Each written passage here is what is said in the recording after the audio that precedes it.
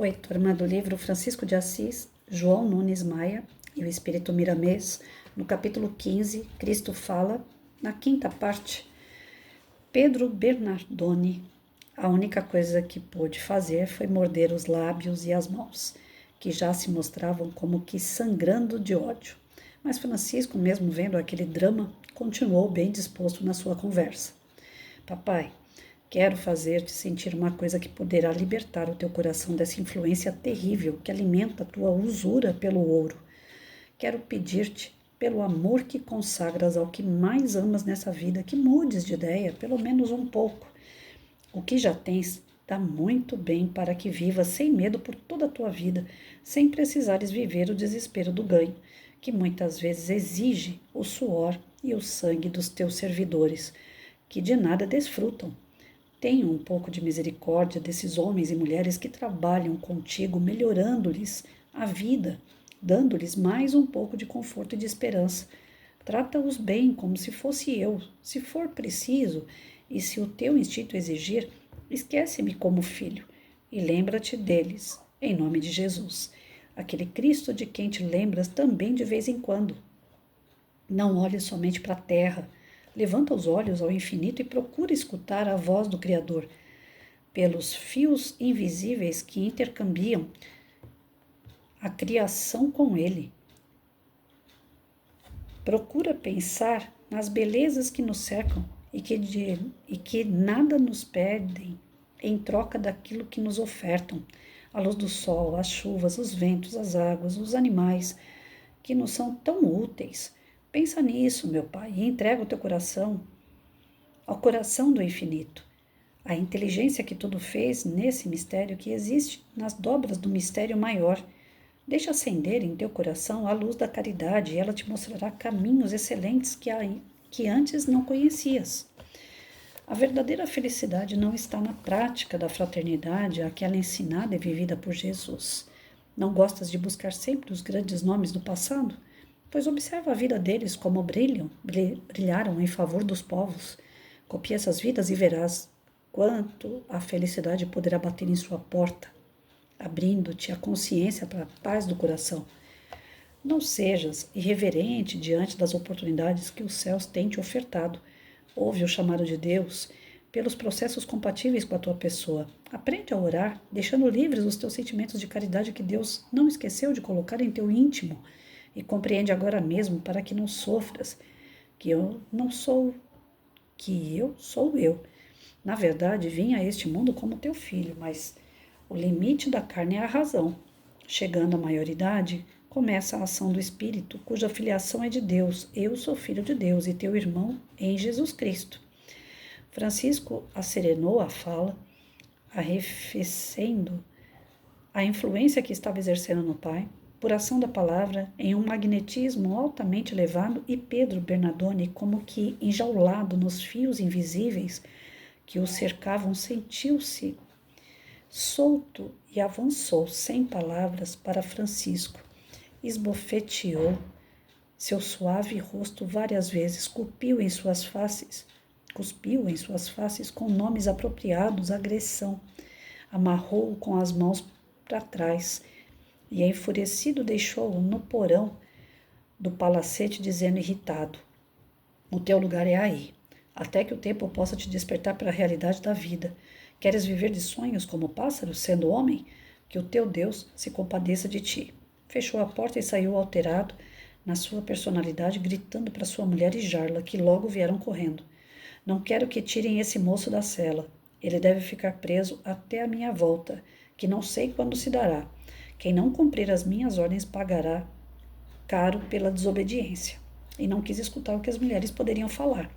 Dona Maria Picalini escutou tudo calada, sufocada pelos fatos e temendo a estupidez de Pedro, que poderia chegar às raias da agressão com quem o desobedecesse.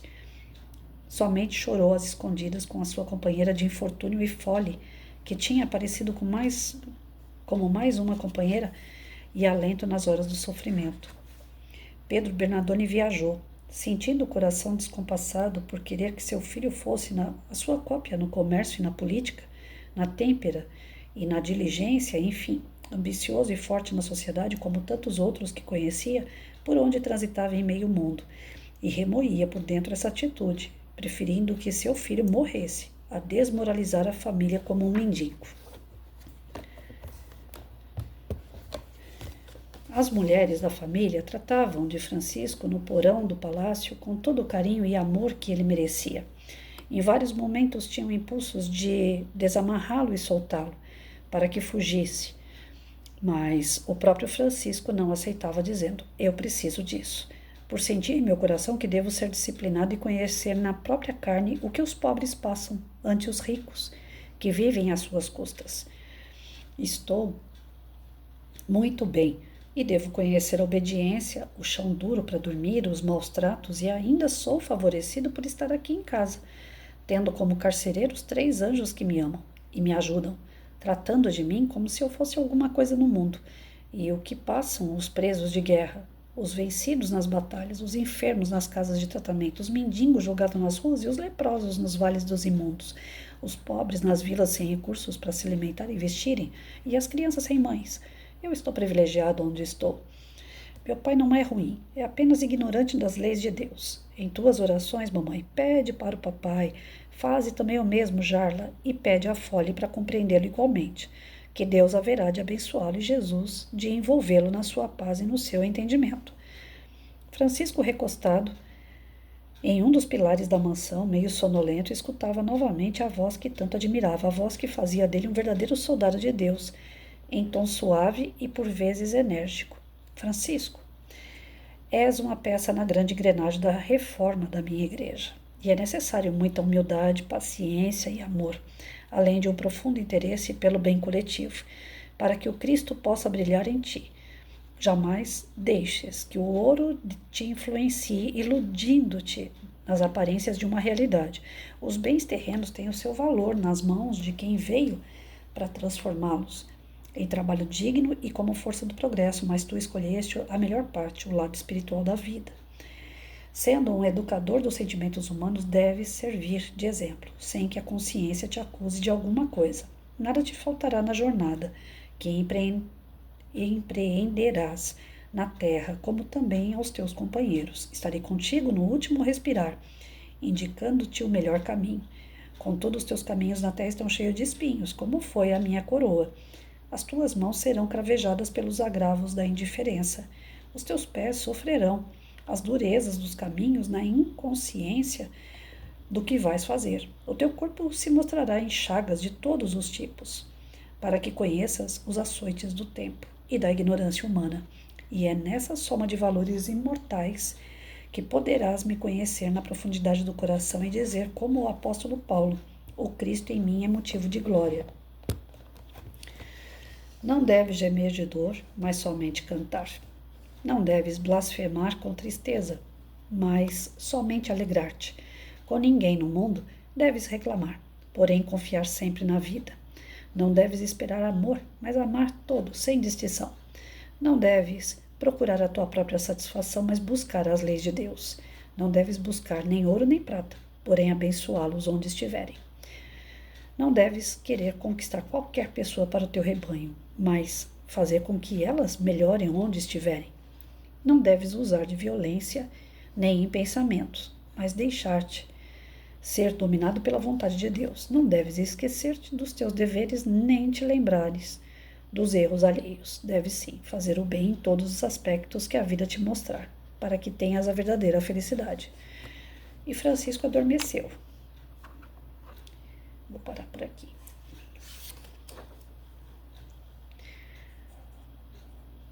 Na minha imperfeição e na minha pequenez, eu já tinha pedido para abrir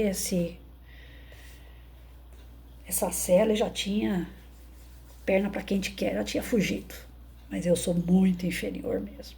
E a gente sabe que não adianta fugir quando tem que passar por alguma situação. Infantilidade minha falar uma bobagem dessa. Mas que dá medo, dá, né? Só de imaginar o que o pai pode ser capaz de fazer, porque o próprio pai falou, prefere que ver ele morto do que ele como um mendigo. Então o pai tá muito desesperado, tá desequilibrado e perigoso, né? A gente, pelo nosso instinto de preservação, de proteção, a gente quer cair fora do perigo, né? Então, aqui mostra mais uma vez a superioridade do Francisco de Assis, que não se abalou mediante a ignorância do pai e ainda recebe essas mensagens de Jesus que balsamiza a jornada dele, né? Mas isso é porque ele é um espírito superior, ele tem uma ligação assim bem direta com Jesus, né? Ele era o braço direito de Jesus na época que Jesus estava encarnado, ele era João Evangelista. Então essa união da energia deles, essa aproximação, né, espiritual que eles têm, faz com que essa comunicação seja direta e permite a ele compreender o que Jesus espera dele, né? Às vezes a gente recebe os recadinhos pelo nosso anjo de guarda, a gente recebe por um mentor, mas a nossa pequenez é tão, né, tão grande que às vezes eu mesmo falo que eu sou péssima para poder decifrar algum tipo de sonho. Quando vem um sonho, um desdobramento, eu sempre falo: Senhor, me ajuda a entender o que vocês querem, porque eu vi no sonho tal coisa, mas eu não sei o que vocês querem que eu entenda nele. Então, desenha para mim. Isso mostra o tamanho do nosso atraso. Hoje eu estava assistindo um vídeo do... Não foi do Geraldinho, foi da Maíse Braga. Ela falando assim: muitos de nós achamos que nós somos aqueles cristãos, né? Por isso que nós estamos pagando nosso pecado ainda, porque na época a gente preferiu lá Barrabás, a gente preferiu Jesus ao invés de Barrabás, né? Então nós estamos pagando ainda pelas escolhas erradas que nós fizemos lá na era de Cristo. E que nós já alcançamos uma certa elevação moral. Aí ela pegou e falou assim: gente, vocês acreditam mesmo que a nossa imperfeição de hoje ainda é algo assim que nós evoluímos muito diante do que aconteceu na época de Jesus?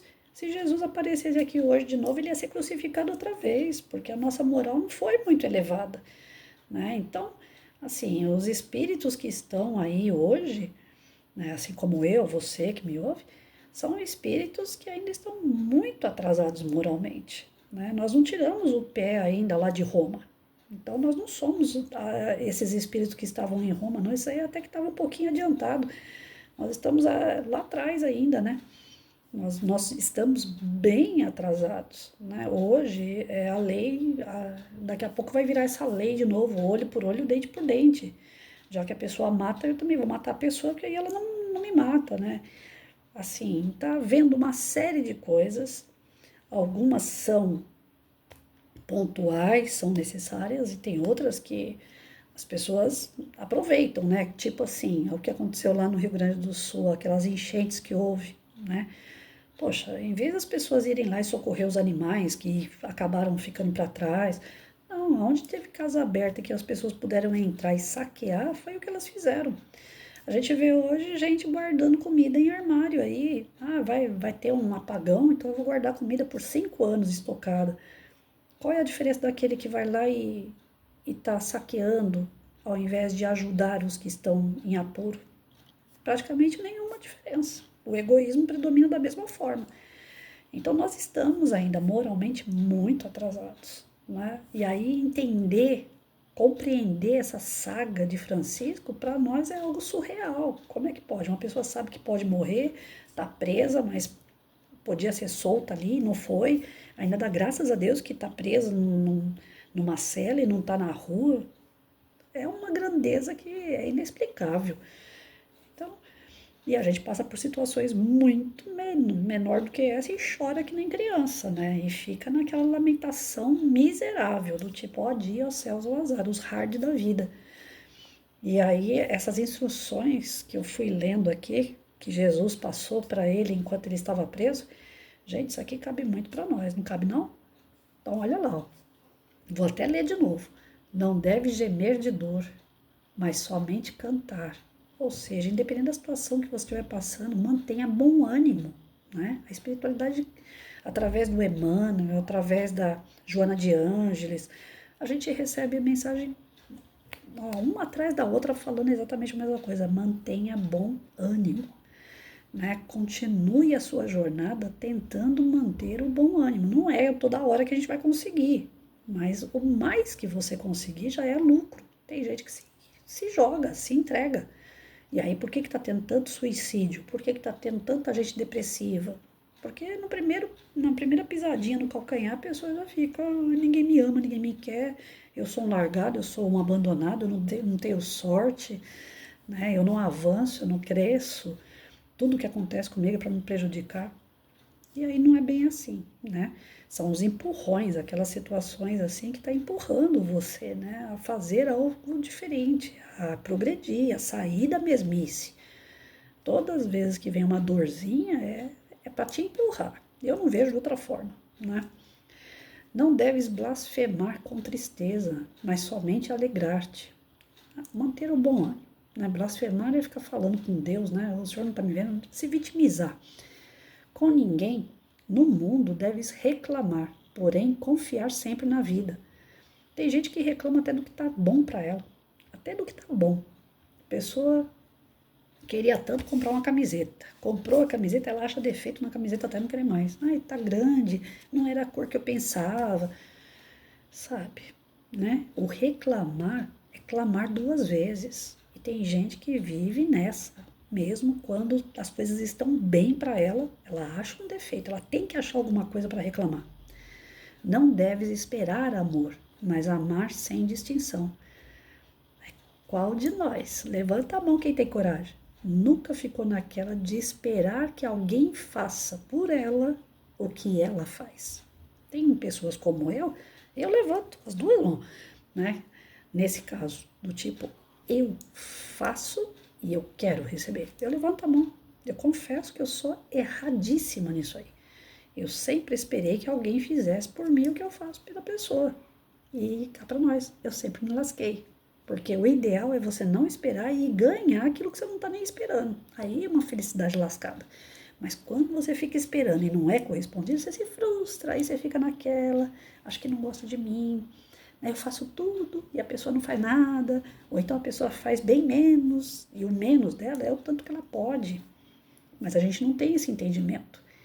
O entendimento de que o outro está num patamar diferente da gente. Quando a gente se apaixona ou quando a gente convive com pessoas, a gente quer que todo mundo fique igual.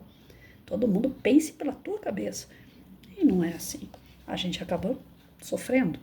Não deves procurar a tua própria satisfação, mas buscar as leis de Deus. Ou seja, sempre que a gente quiser se dar bem em relação ao próximo, a gente está lesando o próximo. Então a gente tem que ver pelas leis de Deus o que eu posso fazer sem prejudicar as pessoas. Eu tenho que andar de acordo com quem? Jesus, é Ele que é toda a lei, né? Não deves buscar nem ouro nem prata, porém abençoá-los onde estiverem. Ou seja, você não tem que viver pela matéria, você não tem que viver correndo atrás de dinheiro, de posse, de casa, de carro, de roupa. Você pode ter, abençoa aquilo que você tem, mas não seja ganancioso, não queira mais, apenas se contente com aquilo que vier para você. Não deves querer conquistar qualquer pessoa para o teu rebanho, mas fazer com que eles melhorem onde estiverem. Isso daí eu acredito que está muito associado a essa questão do que eu penso ser certo, eu quero que o outro pense como eu. Então, não é bem por aí. Apenas faça as suas ações. Quem estiver perto vai ver aquilo que gosta e vai agir igual. Quem vê e não tiver nesse amadurecimento ainda, não tiver nessa visão, pelo menos fica ali a sementinha, né? É como religiões, por exemplo. O espiritismo, a doutrina espírita, faz bem para mim. Eu não vou na casa de ninguém ou em qualquer né, um momento, assim, uma roda de amigos, tal, e eu ficar falando, gente, seja espírita, vai ser espírita, vai lá no centro. Eu não faço isso. Mas no meu dia a dia eu mostro através das leituras, eu mostro através do meu comportamento que o centro espírita, ele realmente me ajuda muito.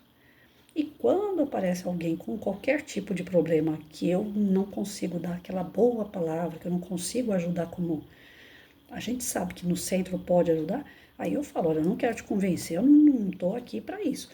Mas quando eu passei uma situação semelhante à sua, eu fui no centro e me senti melhor. Você quer ir comigo? Eu te levo lá. Você não precisa ficar um espírita, você só vai lá, é um pronto-socorro espiritual, você toma um passo, assiste uma palestra, se você gostar, você volta, se não gostar, você não precisa voltar mais. Mas assim, raro eu fazer um negócio desse, muito raro, numa situação assim top. Porque as pessoas sabem que eu sou espírita, eu não preciso convidar ninguém. Pelo meu comportamento, pelas minhas leituras, todo mundo sabe, não é segredo para ninguém. E ficar tentando convencer a pessoa a ir no lugar onde você vai, isso é muito desagradável, porque cada um vai onde acha que é melhor. Cada um está no seu grau de evolução e seu entendimento. De repente eu chamo uma pessoa que não tem um entendimento bom para ir na doutrina espírita, chega lá e confunde toda a cabecinha dela. Vai que eu vou numa igreja evangélica e falo uma coisa que vai confundir tudo aquilo que eu já sei. Então, é muito complicado você querer que uma pessoa chegue no grau que você está e vice-versa. Então, cada um que seja feliz com o caminho que escolhe, né? A gente está aqui só para dar mãozinha e ajudar. Não deves esquecer dos seus deveres, nem te lembrares dos erros alheios. Então, a gente tem que pensar mais nos nossos deveres do que nos nossos direitos. Todo direito é consequência do dever bem cumprido e não o contrário. Então, o que os outros fazem de certo e errado é problema deles. Eles que vão ter que conversar com Deus depois. Agora, o que eu faço ou o que eu deixo de fazer, aí é problema meu. Deve sim fazer o bem em todos os aspectos que a vida te mostrar, para que tenhas a verdadeira felicidade. Então, isso também é uma paulada atrás da outra que a espiritualidade traz. Se tem um ensinamento que eles não param de falar pra gente, é isso. Faça o bem, pratique a caridade. E aí vem a doutrina espírita e fala, fora da caridade não há salvação. É o único caminho que te assegura a ser uma pessoa, um espírito mais evoluído e melhor, é você praticar o bem com o teu próximo. Caso contrário, se você fizer qualquer coisa que dê prejuízo a alguém, você vai ter que resgatar isso, você vai ter que pagar por isso. Então atrasa teu lado. E enquanto é o bem, não, o bem tá te elevando, tá te levando mais adiante, né? Quando você faz o mal, você dá uma travada. Assim como acontece nas provas de escola, né? Se você acerta a questão, parabéns. Se você erra, vai ter que fazer de novo. Então, Francisco está tomando aquela lição de reforço aqui, porque tudo isso aqui eu creio eu que já estava, né, no seu íntimo, no seu espírito, e de quando em quando é recordado, é relembrado para te dar uma força, um gás, né? E assim acontece com a gente. De vez em quando a espiritualidade vem e dá um gásinho, né? Opa, peraí, pensa direito. Olha o que já aconteceu no passado, vem aqueles sonhos assim de lugares que você nunca esteve nessa encarnação, pessoas que você não sabe quem são nessa encarnação, e eles vêm nos seus desdobramentos dos seus sonhos. São recadinhos para te alertar, para te motivar. A gente não dá muita bola, né? Geralmente a gente pula da cama já em cima da hora de ir para trabalhar, já vai escovando os dentes, vai tomando café e esquece de parar e pensar um pouquinho naquilo que aconteceu de madrugada, de noite, um pouquinho antes de acordar. Eu, pelo menos, tenho os desdobramentos já um pouquinho antes de despertar. Geralmente eles acontecem na parte da manhã.